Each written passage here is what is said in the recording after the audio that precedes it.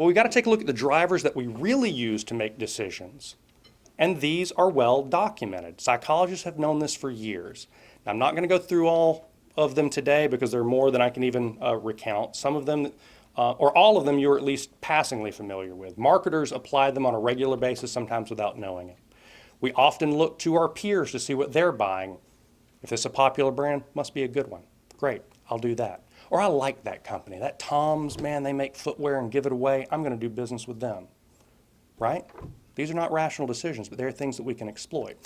So what we've done is we employ psychologists to figure out what are the drivers that we can take advantage of to help people short-circuit their decision-making to choose to do business with your company. And I'm going to walk you through some examples that begin to add flesh to this. Start with United Way. This year we had the privilege of helping United Way with their annual giving campaign. And of course they had set an even higher bar than they had the year before. Now giving is a tough thing in a tough economy that hasn't recovered for years. Nobody really wants to get out and give their checkbook, particularly when you are as far removed as the United Way is as an entity, because they're giving the money to other groups that are actually helping people. So you don't even have great one-to-one stories that can tug on your heartstrings. So how did we approach it? Well, we wanted to apply the concept of personal affinity. Back in 1913, Dale Carnegie wrote a book called How to Win Friends and Influence People. One of the things he talked about is if you want somebody to do something, give them a reputation to live up to. What this means is simple. If I say, hey, you got a great smile, you know what happens? He's going to walk around smiling for the next several minutes. He wants to prove to everybody that what I said about him is true. Well, that concept bore out in research that we came across.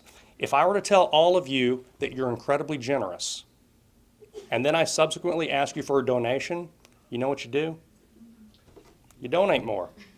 40% more is the average.